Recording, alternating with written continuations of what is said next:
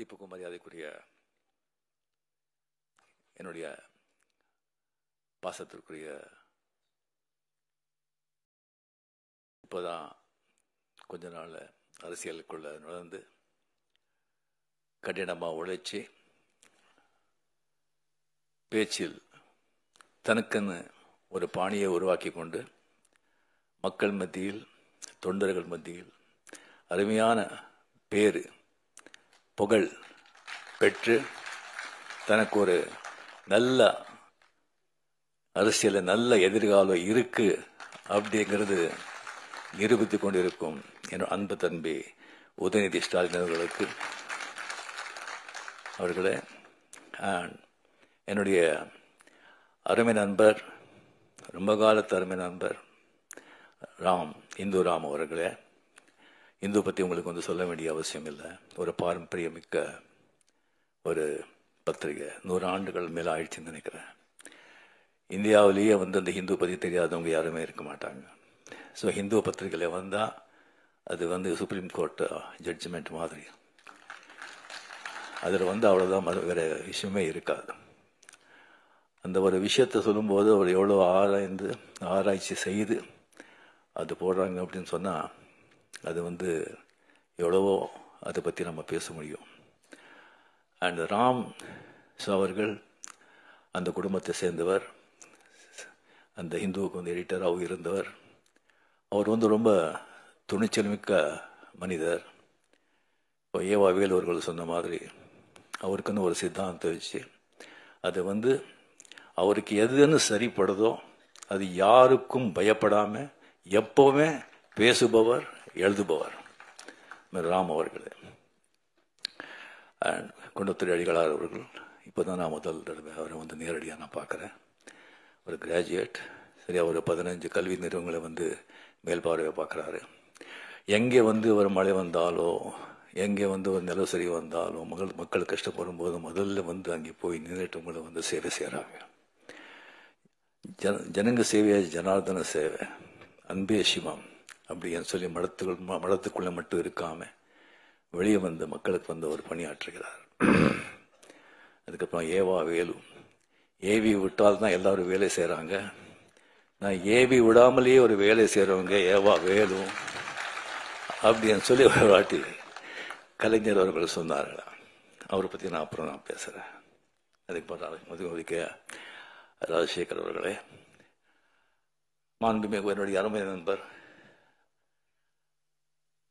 மாண்புமிகு தமிழக முதலமைச்சர் மு.க. ஸ்டாலின் அவர்களே, இங்கே வருகை தந்திருக்கும் அமைச்சர் பெருமக்களே, சட்டமன்ற உறுப்பினர்களே, ஐஏஎஸ் ஐபிஎஸ் மற்றும் அறிவார்ந்த மக்களே, இங்கே வந்த பிறகு இப்போதான் ராம் கேட்டார் நீங்கள் பேசுகிறீங்களா அப்படின்னு. என்ன பண்ணுறது, பேசித்தானே ஆகணும் அப்படின்னு சொல்லிடுறேன். இந்த மாதிரி அப்படின்னு சொன்னால் நான் முதல்ல சொல்லியிருப்பேன், நான் பேசியிருக்க மாட்டேன், கொஞ்சம் விட்டுடுங்க அப்படின்னு. ஏன்னா நம்ம எப்போவோ ஒரு வாட்டி நம்ம பேசுறது, அந்த பழக்கம் கூட பேசி பேசி எல்லாம் பேச்சாளர்கள் தான், அறிவாளர்கள் தான். ஸோ அந்த அறிவார்ந்தவர்கள் இருந்த சபையில் நீ பேசாமல் இருக்கிறது தான் ரொம்ப அறிவாளித்தனம் அப்படின்னு சொல்லுவாங்க. இப்போ என்ன பண்ணுறது, நான் பேசிதான் ஆகணும். ஸோ ஏதாவது கொஞ்சம் தப்பாக இருந்தால் தயவு செஞ்சு மன்னிச்சிங்க. ஸோ முதல்ல இந்த கலைஞருடைய 100ஆண்டு வெற்றி விழா, அவருடைய உடன்பிறப்புகள், முதலமைச்சர்கள் அவருக்கு இந்த ஆண்டு பூரா அந்த கொண்டாடின விதம் இருக்கு. எத்தனை மாவட்டங்கள், எத்தனை விதமா. உலகத்திலேயே எந்த ஒரு அரசியல் தலைவருக்கும் இந்த மாதிரி யாருமே 100ஆண்டு கொண்டாட்டங்கள் கொண்டாட மாட்டாங்க, கொண்டாட போவதும் இல்லை. எந்த அளவுக்கு அவர் மேல ஒரு அன்பு, ஒரு பாசம் இருந்தா அது பேசுறவங்களுக்கும் சரி, கேட்கறவங்களுக்கும் சரி, கொஞ்சம் கூட சலிப்பு தட்டாம என்னமோ ராமாயணம் மகாபாரதம் கதை பிரவச்சனம் கேட்குற மாதிரி ஒரு பக்தர்கள் தான் அந்த மாதிரி கேட்பாங்க. அதை முன்னிலை நடத்தி முதலமைச்சர் அத்தனை வேலை இருந்தால் கூட எத்தனையோ விழாக்கள் அவரே கலந்து கொண்டு தலைமை தாங்கி விழாக்கள் நடத்திருக்காங்க. ஸோ நாம் எல்லாருமே வெளியே பார்க்குறோம். ஸோ வெளியே நல்லவங்க எல்லாம் வீட்லேயும் நல்லவங்களாக இருக்கணும்னு சொல்ல முடியாது. வெளியவங்களுக்கு எவ்வளோ மரியாதை இருந்தால் கூட வீட்டில் கூட அதே மரியாதை இருக்குன்னு சொல்ல முடியாது. ஸோ அவர் கூடவே பிறந்ததில் இருந்து வளர்ந்து இருக்கும்போது 24 hours எந்தெந்த தருணத்தில் எந்தெந்த இதில் முக ஸ்டாலின் அவர்கள் அவர் அப்பாவை பார்த்துருப்பாங்க. எவ்வளோ வேதனைகள் எவ்வளோ கஷ்டங்கள் என்ன இருந்தோ கூட பொது வாழ்க்கையில் காட்ட முடியாது. எல்லாரும் மனிதன் தானே. அது வீட்டில் தான் காட்ட முடியும். அது வீட்டில் அது எப்படி சமாளிச்சிருப்பாரு.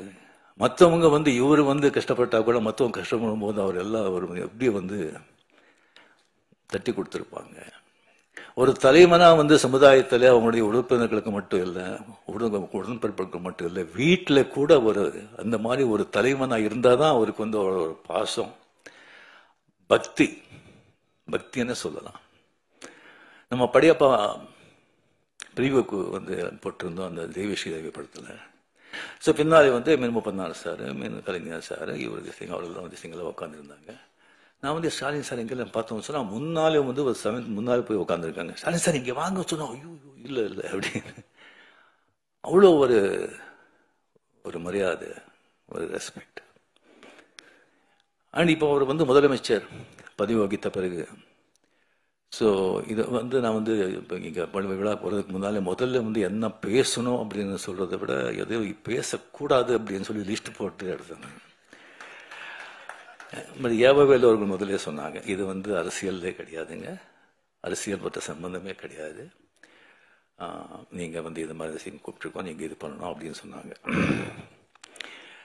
ஸோ கலைஞர் சார் அப்படின்னு சொல்லி வரும்போது கம்ப்ளீட்டாக சினிமா, இலக்கியம், அரசியல், இந்த 3 தான். எனக்கு சினிமா பற்றி அவரை பற்றி தெரியும், அதை பற்றி நான் நிறைய பேசியிருக்கேன். இலக்கியத்தை பற்றி அவருக்கு எனக்கு சரியாக அவ்வளோ தெரியல. அவருடைய இலக்கியங்கள், அவருடைய கவிதைகள், அவருடைய கதைகள் ஜாஸ்தி நான் படித்ததில்லை. வேறு ஒரு அரசியல் தான். அது அவங்க பேசினா ரொம்ப ஜாகிரதையாக பேசணும். இங்கே நம்ம மதிப்புக்குரிய நண்பர் ஸ்டாலின் சார் அவர்கள் முதலமைச்சரான பிறகு அவர் சந்தித்த எல்லா தேர்தல்களையும், பார்லிமெண்ட் தேர்தல் உட்பட மிகப்பெரிய வெற்றி அடைஞ்சதுக்கு அதே சொல்லும் அவருடைய ஆளுமை, அவருடைய உழைப்பு, அவருடைய அந்த அரசியல் ஞானம், அதே அவர்கிட்ட சொல்லும். அவர் ரியலி நீங்கள் எவ்வளவோ நீங்கள் பார்த்துருப்பீங்க. ஒரு ஸ்தாபனை, ஒரு கழக ஒரு பார்ட்டி ஸ்தாபனர் ஆகட்டும், அவர் தலைவர் ஆகட்டும், அவர் மறைஞ்ச பிறகு அதுக்கப்புறம் வர்ற ஒரு சந்தேகம் அது கட்டி காக்கிறதுக்கு எவ்வளோ கஷ்டப்படுறாங்க, எத்தனை பேர் ஃபெயில் ஆகிருக்காங்க, எவ்வளோ திண்டாடிட்டு இருக்காங்கன்னு சொல்லி பக்கத்து மார்க்கள் நடக்கிறதெல்லாம் நீங்கள் எல்லாம் கேள்விப்பட்டிருப்பீங்க, பார்த்துட்டு இருப்பீங்க. அது எவ்வளோ சர்வ சாதாரணமாக அவர் செஞ்சுட்டு போயிட்டுருக்கார். அதுக்கு மேலே எனக்கு ரொம்ப ஆச்சரியமான விஷயம், நான் பிரமிப்பு போகிறது அப்படின்னு சொன்னால், எப்போவுமே இந்த ஸ்கூல் டீச்சர் வரும்போது ஸ்கூல் டீச்சருக்கு இந்த நியூ ஸ்டூடெண்ட்ஸுங்க ப்ராப்ளமே கிடையாது, ஈஸியாக சமாளிச்சிடுவாங்க. இந்த பழைய ஸ்டூடெண்ட்ஸுங்க இருக்க பாருங்க, அவங்கள சமாளிக்கிறது சாதாரண விஷயம் இல்லை. இங்க ஏகப்பட்ட பழைய ஸ்டூடெண்ட்ஸ், நான் அங்கே பார்த்து சொல்றேன், ஏகப்பட்ட பழைய ஸ்டூடெண்ட்ஸ். அது சாதாரணமான பழைய ஸ்டூடெண்ட்ஸ் இல்லை,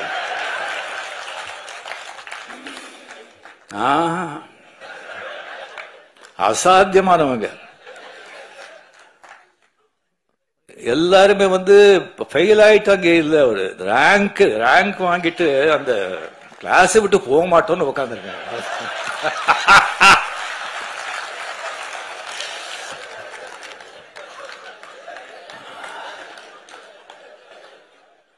கலைஞர் அவளை வந்து தம்பி சின்ன வயசுல இருந்தெல்லாம் பார்த்து இதுக்கு இருக்கிறவங்க வந்து அவங்களெல்லாம் சமாளிக்கிறது சாதாரணங்க. ஒருத்தர் வேண்டாங்க, துரைமுருகன் சொல்லி ஒருத்தர் இருக்காரு.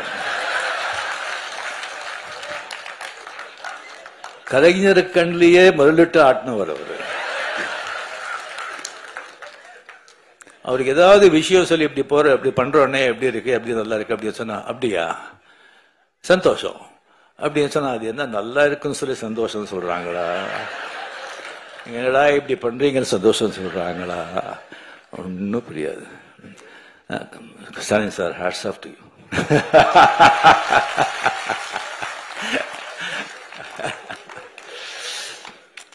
ஸோ இந்த புத்தகத்தை, இந்த அருமையான ஒரு புத்தகத்தை வந்து அவர் வந்து வெளியிடுறது வந்து மிக மிக சந்தோஷம். அது வந்து அவர் கையால் வந்து இந்த அருமையான புத்தகத்தை நான் வந்து வாங்குறதுல நான் பெருமைப்படுறேன். இந்த விழாவின் உண்மையான நாயகர் ஏவா வேலு அவர்கள். எனக்கு வந்து அவ்வளோ ஜாஸ்தி அவரை பற்றி வந்து தெரியாதுங்க. எனக்கு வந்து பிகாஸ் அந்த கலைஞர் கூட ஜாஸ்தி ரொம்ப பழக்கம் இருக்கிறதுனால எனக்கு வந்து மதிப்புரிய வீராசாமி அவர்கள், துரைமுருகன் அவர்கள், டி.ஆர். பாலு அவர்கள், முரசலிமான் அவர்கள், அந்த மாதிரி நான் பழகி மற்றவங்க கிட்ட வந்து அவ்வளோ வந்து அவ்வளோ பழக்கம் இல்லை, அவ்வளோ எனக்கு வந்து தெரியல. ஸோ விவரமாக திஸ்டிங் தெரியல. அதுக்கு வந்து எப்போ வந்து திருவண்ணாமலையில் வந்துட்டு நம்ம வந்து லால் சலாம் அந்த ஷூட்டிங் இருக்க வந்து ஒரு 3 வாட்டி அங்கே நாங்கள் போயிருந்தேன். அங்கே போகும்போது அவருடைய அந்த காலேஜ் கெஸ்ட் ஹவுஸில் கலைஞர்களை தங்கிறதுக்காக ஒரு ஸ்வீட் கட்டிருக்காங்க. சிஎம் போனால் கூட அங்கே தான் தங்குவாங்க. அந்த ஸ்வீட் தான் எனக்கு வந்து கொடுத்தாங்க. அங்கே கொடுத்து எனக்கு வந்து எப்படி பார்த்துக்கிட்டாங்கன்னு சொன்னால், ஒரு சொந்த பிள்ளை அந்த மாதிரி ஒரு அன்பா அவருடைய பையனையே அங்கே வச்சுட்டு கம்ப்ளீட் அந்த காலேஜ் வந்து காலேஜில் எப்படி இருக்குன்னு சொன்னால், மை காட், நீங்கள் யாரும் பார்க்கணும். அவ்வளோ வந்து ஒரு கிளீன் நீட், ஒரு கம்ப்ளீட்டாக ஒரு டிசிப்ளின். அத்தனை ஸ்டூடெண்ட்ஸ் இருப்பாங்க, ஒரு சத்தம் இருக்காது. அவங்க வந்து அத்தனை பேர் இருந்தால் கூட யாருமே தான் இருக்கும்போது ஒருத்தர் கூட டிஸ்டர்ப் பண்ணுங்க. ஃபேன்ஸ் ஆகட்டும், ஸ்டூடெண்ட்ஸ் ஆகட்டும், அவ்வளோ பெரிய ஸ்ட்ரிக்ட் கரெக்டாக. அங்கே ஒரு சமையல்காரர் இருக்காரு, ஒரு மீன் குழம்பு பண்ணாரு, வாழ்க்கையில அந்த மாதிரி சாப்பிட்டதே கிடையாதுங்க. இது ஐயா சாப்பிட்றாரு சொன்னா இல்லைங்க, அவர் சாப்பிட மாட்டாரு. அவர் வந்து அவர் சாப்பாடு நீங்கள் பார்த்தா கடும் ஏழையோட மோசமாக சாப்பிட்றாரு. இல்லை, அதனால தான் உடம்பு நல்லா இருக்கு. ஸோ அந்த மாதிரி அவரை வந்து பார்த்துக்கிட்டு அவர் வந்து 2 வாட்டி கிட்ட வந்து பார்த்து சிஎம் எல்லாம் வந்து தலைவர் கேட்டுகிட்டே இருக்காங்க, எப்படி நிசா நல்லா இருக்காரா, கரெக்டாக பார்த்துக்கிறாங்களா அப்படின்னு கேட்டுட்டு இருக்காங்க. எல்லாம் சரியா இருக்கா, என்னங்க இதை விட என்ன வேணும் அப்படின்னு சொல்லி அவருக்கு வந்து ஒரு கைமாறா நான் வந்து என்ன பண்ணுறது அப்படின்னு சொல்லி ஒன்றுமே எனக்கு புரியல. நல்ல வேளை அவர் வந்து உங்களை பார்க்கணும் அப்படின்னு சொல்லி வந்தாங்க. நான் ஏதோ ஒரு கல்யாணத்துக்கோ சம்திங் எதோ இருக்கும் சொல்லி வரும்போது இந்த புத்தகத்தை பற்றி சொன்னாங்க. இல்லைன்னா டெஃபினெட்லி நான் வந்து கொஞ்சம் விழான்னு சொன்னால் கொஞ்சம் நான் அவாய்ட் பண்ணுவேன். இது மாதிரி சொன்னாங்க. இந்த புத்தகத்தை வந்து நான் வந்து எழுதியிருக்கேன். அது ரொம்ப நாளாச்சு அது எழுதி. நான் கலைஞர்கிட்ட கேட்டேன், இந்த மாதிரி ஒரு புத்தகம் எழுதியிருக்கேன்னு சொல்லி. யாரு கேட்டு யாரும் எழுதுகிற புக்கும் உனக்கு தான் வேறு வேலையே கிடையாதா அப்படின்னு சொன்னாங்க. இல்லை, எழுதிட்ட, நான் ஒரு 3 தலைப்பு இருக்கு, அந்த தலைப்பு நீங்கள் தான் வந்து செலக்ட் பண்ணி கொடுக்கணும் அப்படின்னு. அது கலைஞர் ஒரு அன்னை, அந்த கலைஞர் செலக்ட் பண்ண தலைப்பு கரெக்ட் தானே? ஸோ அருமையான ஒரு தலைப்பு. இப்போ வந்து எல்லாரும் வந்துட்டு அந்த மார்க்ஸா கார்கே வந்து ஒரு எழுத்தின அந்த தாய் மதர் அந்த புத்தகத்தை பற்றி எழுதுனாங்க. அது ஒரு காவியம். அந்த மாதிரி ஒரு புத்தகத்தை வந்து யாரும் வந்து படிக்கிறவங்க வந்து படித்தா வந்து வாழ்க்கையில மிகப்பெரிய நீங்கள் வந்து மிஸ் பண்ணுறீங்க. தயவு செஞ்சு அந்த புத்தகத்தை ஒரு படிங்க. ஒரு ஆடளித்த வர்க்கத்துக்கும் ஒரு தொழில் வர்க்கத்துக்கும் நடக்கிற போராட்டம், புரட்சி. அந்த பாவேல் அப்படிங்கிற அந்த பையனை வந்து அந்த தாய் வந்து எப்படியெல்லாம் வந்து காப்பாற்றுறா, எப்படியெல்லாம் அவனுடைய புரட்சி போராட்டத்துக்கு உதவி செய்கிறா, எவ்வளோ சோதனைகளை சந்திக்கிறா அப்படிங்கிறத நீங்கள் படித்தா அந்த மாதிரி ஒரு காவியம். ஸோ அதில் தான் கலைஞர் வந்து சொல்லியிருக்காரு. அந்த புத்தகத்தை வந்து 3 வாட்டி படிக்கும்போது என்னுடைய தாயை நினைச்சு நான் வந்து கண்ணீர் விட்டேன் அப்படின்னு. ஸோ அவர் கூட வந்து படிப்பு சரியாக போகாமல் போராட்டங்கள், சமூக நீதி, சமூக அப்படின்னு சொல்லிட்டு அந்த 13-14 வருஷத்துல இருக்கும்போது அவர் தாய் வந்து அவருக்கு எவ்வளோ வந்து உதவியா இருந்தாரு அப்படிங்கிறது அவர் வந்து அதில் வந்து அவர் சொல்லியிருக்காரு. ஸோ இது வந்து இவா வேலு அவர்கள் கம்ப்ளீட்லி அதை முதல்ல வந்து நம்ம நினைவு மட்டத்துக்கு வந்து ஸ்டாலின் சார் தான் என்னை கூட்டிகிட்டு போயிருந்தாங்க. அந்த உள்ள நான் போனது கிடையாது. அதான் இன்றைக்கி ஃபுல் மூண்டே வேறு. எப்படி கற்றுக்காங்கன்னு சொன்னால் அது ஏவா வேலு அவருடைய அவர் பார்வையில் வச்சு தான் அது கற்றுக்காங்க. சொன்னாங்க சும்மா தாஜ்மஹால் மாதிரி. அதே மாதிரி கலைஞர் சார் பிறந்த அந்த ஊர்லேயே வந்து ஒரு கலைஞர் கோட்டம் சொல்லி அந்த மாதிரி கற்றுருக்காங்கன்னு சொல்லியிருக்காங்க. அதுவும் நான் பார்க்குறேன். எந்த வேலை கொடுத்தாலும் அது வந்து கச்சிதமாக செய்கிற ஒரு ஏவா வேலு. இந்த புத்தகத்தை முதல் திசைங்க நான் பார்த்த உடனே வந்து மிக மிக மிக அருமை. உள்ளே இருக்கிற பிக்சர்ஸுங்க ஆகட்டும், அந்த பேஜ் ஆகட்டும், புத்தகத்தோட அந்த வடிவாகட்டும். அட் த சேம் டைம் இப்போ வந்து அந்த ஸ்ரீராம் சொன்ன மாதிரி, அடிகால் சொன்ன மாதிரி, அது வந்து அது குரல், அது கலைஞர்களுக்கும் அந்த குரல், திருக்குறள் எவ்வளோ பிடிக்கும் அப்படிங்கிறது எல்லாருக்குமே தெரிஞ்சது. அந்த குரலை வந்து ஒன்று எழுதி அதுக்கப்புறம் வந்து கலைஞருடைய அதனுடைய விளக்கத்தை கொடுத்து அந்த குரல் மாதிரி கலைஞர் எப்படி வாழ்ந்தார் அப்படிங்கிறது ஒரு அத்தியாயமா பண்ணியிருக்காங்க. அதனால தான் ஒரு காவியம் ஆயிருக்கு, அருமையான ஒரு காவியம். ஸோ அது வந்து முன்னுரை கூட இங்கே வந்து அடிகால் சொன்ன மாதிரி சிஎம் அவர்கள் மிக அருமையாக எழுதியிருக்கார். அந்த முன்னுரை அருமையான புத்தகம். பட் என்னன்னா வேலை தான் ஜாஸ்தி, 1000 ரூபா. பட் அந்த குவாலிட்டிக்கு வந்து டிஃப்ரெண்டாக அது தேவை. பட் எல்லாரும் அது படிக்கணும். நெக்ஸ்ட் பண்ணுறது எல்லாம் கொஞ்சம் கம்மி விலை பண்ணால் எல்லாரும் நிச்சயமாக அது வந்து படிக்கணும்னு சொல்லிட்டு நான் இது பண்ணிக்கிறேன். ஸோ இந்த காவிய நாயகன் என்னுடைய அருமை நண்பர் அமரர். கலைஞர்களை பற்றி நான் என்னத்தனை பேசுறது, அவர் பண்ண படங்களை பற்றி நான் வந்து பேசிட்டேன். அதுக்கப்புறம் வந்து அவருடைய நான் சொல்லி இலக்கியத்தை பற்றி அவ்வளோ ஜாஸ்தி எனக்கு தெரியாது. அண்ட் அரசியல் வாழ்க்கையை பற்றி எல்லாருக்குமே உங்களுக்கு தெரியும். அவர் அரசியல் வாழ்க்கை இப்போ வந்து ராஜ்நாத் சிங்கை வந்து அவரை பற்றி 1/2 hour அவர் பேசியிருக்காங்கன்னு சொன்னால் அதை ராஜ்நாத் சிங் மட்டும் பேசிருக்க மாட்டாங்க, மேலிருந்து ஒரு உத்தரவு வந்திருக்கும். ஸோ அவர் வந்து எல்லாராலையும் வந்து அந்த மாதிரி ஒரு பாராட்டி மகிழ்ற ஒரு மனிதர். அபூர்வங்க, ரொம்ப அபூர்வம். எல்லாரும் நம்ம பிறக்கிறோம் 90% 95% வந்து பிறந்து இந்த குலம், இந்த ஜாதி, இந்த மதம், இந்த பேரு, பொண்டாட்டி, பிள்ளை, ஒரு 10-25 உறவினர்கள், ஒரு ஆஃபீஸ்ல வேலை செஞ்ச ஒரு 10-20 பேர், மொத்தமே ஒரு 50 பேர். அதுக்குள்ள வாழ்க்கை முடிச்சிடும். அந்த 50 பேரை வந்து சந்தோஷப்படுத்து, 50 பேர் முன்னாலே நல்லா வாழணும், சந்தோஷமா வாழணும் அப்படின்னு சொல்லி அதே போராடி செத்து போறோம். பட் சில பேர் தான் சமூகத்துக்கு, ஒரு இனத்துக்கு, சமூக நன்மைக்காக போராடணும், பாடுபடணும் அப்படிங்கிறது ஒரு சில பேர் தான். அதற்கு கலைஞர் அதில் ரொம்ப முக்கியமானவர், ரொம்ப முக்கியமானவர். அவர் சந்தித்த சோதனைகள், விமர்சனங்கள் வேற யாராவது இருந்தா காணாம போயிருப்பாங்க. விமர்சனங்கள் வேணும், தேவை. அது ஒரு மழை மாதிரி இருக்கணும், புயல் மாதிரி இருக்கக்கூடாது. புயல் மாதிரி இருந்தா சரியான மரங்களே சாஞ்சு போயிடும். ஆனா இது ஆலமரம், வேறு ரொம்ப ஸ்ட்ராங். அவருடைய உடன்பிறப்புகள், அந்த வேறு ரொம்ப ஆழம், ரொம்ப ஸ்ட்ராங். அந்த மரம் அந்த மாதிரி ஒரு ஊக்குவிச்ச மரம், அதை யாராலையும் அசைக்க முடியாது. இல்லைன்னா 12-13 வருஷம் ஆட்சியில் இருந்தால் கூட ஒரு கட்சியை காப்பாற்ற முடியுமா? 5 வருஷம் இல்லைன்னு சொன்னாலே திண்டாடுறாங்க. சாதாரண விஷயம் இல்லை. ஸோ அவரை பற்றி வந்து போக போக பெரிய இந்த மாதிரி பெரிய பெரிய மகான்களேன்னு சொல்லலாம். அவர் செத்த பிறகு இன்னும் புகழ் ஜாஸ்தி ஆகிட்டே இருக்கும். உங்களுக்கு தெரியும், பாரதியார் செத்தப்போ 15 பேர் இல்லை. இப்போ என்ன புகழ், என்ன இது, அந்த மாதிரி நாளுக்கு நாள் ஜாஸ்தி ஆகிட்டே இருக்கும். அவர் கூட இன்னும் எத்தனையோ புத்தகங்களும் வந்துட்டு இருக்கும். அவரை பற்றி படமும் எடுக்கணும்னு சொல்லி எனக்கு வந்து நான் கேட்டுக்கிறேன்.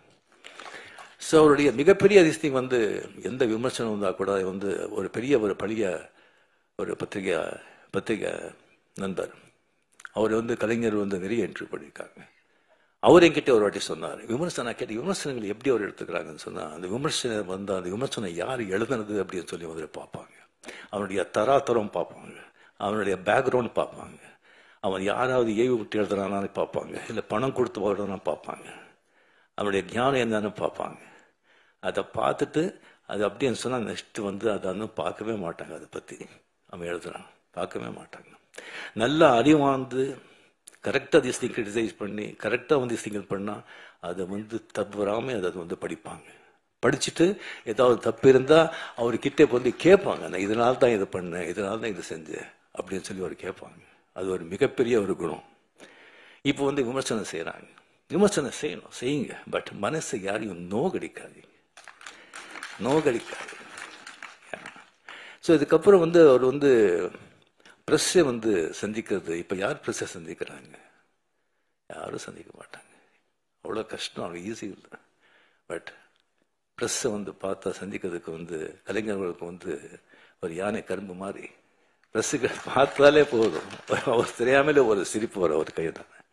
ஈவன் அந்த பத்திரிகையாளர்கள் கூட அது எதிர்கட்சியை வந்து அவரோட ஆளு இருக்கலாம், அவனுக்கு கூட எல்லாம் பதில் கேட்கும்போது அவ்வளோ சந்தோஷமா அதை வந்து அவ்வளோ ஒரு ஸ்பான்டேனியஸா, அவ்வளோ ஞானமா, அவ்வளோ வந்து தெளிவா, நக்கலா, எங்க எந்த சொல்லணும் சொல்லிட்டு அப்படி சும்மா சொல்லிட்டு அப்படி போயிட்டே இருப்பாங்க. அதெல்லாம் வந்து அது யாருக்கும் அது சர்வ சாதாரணமாக ஒரு விஷயம் இல்லை. அண்ட் பேச்சாளர், எத்தனையோ பேச்சாளர் இருக்காங்க, ஒவ்வொருத்தருக்கும் ஒரு பாணி இருக்கும். சில பேச்சு எல்லாம் பொதுவாக வந்து இங்கே பேச்சாளர் நல்ல பேச்சாளர் அப்படின்னு சொன்னால் அங்கங்கே கேப் கொடுப்பாங்க, சில இடத்துல அழுத்துவாங்க, சில இடத்துல ரோஷமாக பேசுவாங்க, சில இடத்துல சோகமாக பேசுவாங்க, சில இடத்துல கர்ஜிப்பாங்க. ஆனால் கலைஞருடைய பேச்சு பார்த்தீங்கன்னா சும்மா வீணை மாதிரி ஒரே சுரத்தில் இருக்கும், ஒரே சுரத்தில் இருக்கும். அங்கே கேட்குறவங்க கிட்ட இருந்தில்ல துள்ளல், சிரிப்பு, கோபம், சோகம் அப்படி வரும். அது பேச்சுடைய அவருடைய திறமை. ஸோ இது அவர்கிட்ட வந்து நடந்தது. அவர் வந்து எப்பவுமே ஒரு சந்தோஷமா பார்க்கும்போது, வாங்க எப்படி இருக்கீங்க, நல்லா இருக்கீங்களா, ஷூட்டிங் எது அப்படின்னு விசாரிப்பாங்க. முதல்ல ஷூட்டிங் எது விசாரிப்பாங்க, ஏன்னா அதுதான் என் தாய் வீடு. ஸோ விசாரிப்பாங்க, சந்தோஷம் எப்பவுமே. 2 தடவை அவர் வந்து சோர்ந்து போய் ரொம்ப சோகமா வாங்க அப்படின்னு சொன்னது. ஒன்று முரசொலி மாறன் அவர்கள் அப்போலோ ஹாஸ்பிட்டலில் அட்மிட்டாக இருக்கும்போது அங்கே வந்து அந்த ரூமில் வந்து உட்காருக்கும்போது ரொம்ப சோகமாக இருந்தார். 2வது தடவை வந்து செக்ரட்டரியேட்டில் வீரப்பன் ராஜ்குமார் எடுத்துகிட்டு போகும்போது அப்போ வந்து வாங்க, ரொம்ப சோகமாக இருந்தார், இப்படி பண்ணிட்டாங்க, என்ன பண்ணுறது அப்படின்னு சொல்லி. அந்த 2 டயத்தில் தான் அவர் தான் பார்த்தது. மிச்ச டயத்தில் வந்து அவர் சிஎம்மாக இருந்தாலும் ஒன்று தான், சிஎம் இல்லைன்னாலும் ஒன்று தான். அவர் சிஎம் வந்து எப்படி தெரியும் சொன்னால், வீட்டுக்கு முன்னாலே வந்து நிறைய போலீஸ் பாதுகாப்பு இருக்கும், ஆஹா இப்போ சிஎம் இல்லைன்னா எந்த வித்தியாசமும் தெரியாது. சிவாஜி படம் நீங்க எல்லாரும் பார்த்துருப்பீங்க. மொத்தம் வந்து அரசியல்வாதிகளை சாடி, அரசியல்வாதிகளை விமர்சனம் பண்ணி, அரசாங்கத்தை விமர்சனம் பண்ணி, லஞ்சத்தை பற்றி சொல்லி அது எடுத்த படம். அது அந்த கதை தெரிஞ்சிருந்தும் சிஎம் அவர்கள் வந்து அந்த படத்தை பார்த்தாங்க. படத்தை பார்த்த பிறகு வைரமுத்து சார், எனக்கு வைரமுத்து அவர் கூட படத்தை பார்த்தாரு.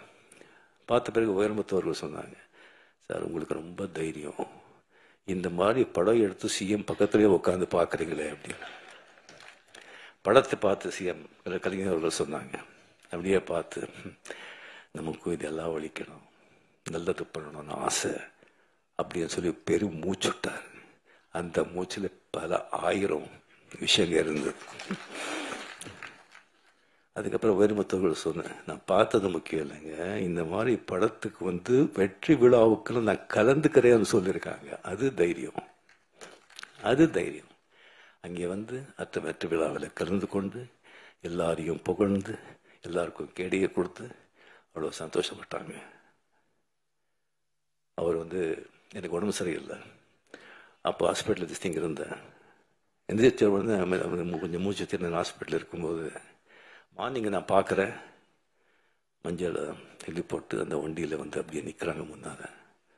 எனக்கு ஒன்றும் தெரியல, கொஞ்சம் அப்படியே கிட்ட வந்தாங்க. கிட்ட வந்து என் கை பிடிச்சிட்டு கண்ணில் தண்ணி வெளியே வருதுங்க. என்ன பண்ணேன் அவங்களுக்கு எவ்வளோ ஒரு அன்பு பாசம். கொஞ்ச நாள் பழகினவங்களுக்கு எது சொன்னால் நீங்கள்லாம் கூடவே இருக்கும் போதெல்லாம் அவங்களுக்கு எப்படி இருக்கணும், உயிரே கொடுத்துடலாம் இல்லை. அவளை கண்ணில் தண்ணி வச்சுட்டு கையில் அப்படியே தடவினார். அந்த கை அந்த பூவை விட அவ்வளோ சாஃப்டாக இருக்குங்க, அவ்வளோ சாஃப்ட். என் வாழ்க்கையிலேயே அவர்கிட்ட அந்த கண்ணீர், அந்த ஸ்பர்ஷம் என்னால் மறக்கவே முடியாது. இந்த மாதிரி ஒரு பெரிய ஒரு மகான் அவரை பற்றி பேசிட்டே போகணும். ஸோ அந்த ஒரு அருமையான ஒரு புத்தகத்தை எனக்கு அதை வெளியிட்டு அது எனக்கு வாங்குகிற அந்த வாய்ப்பு எனக்கு கொடுத்ததுக்கு வேலூர்களுக்கு மனமார்ந்த நன்றி, சிஎம் அவர்களுக்கு மனமார்ந்த நன்றியை தெரிவித்துக் கொண்டு என் பேச்சை முடிச்சுக்கிறேன். ஏதாவது தவறாக இருந்தால் செஞ்சு மன்னிச்சிடுங்க.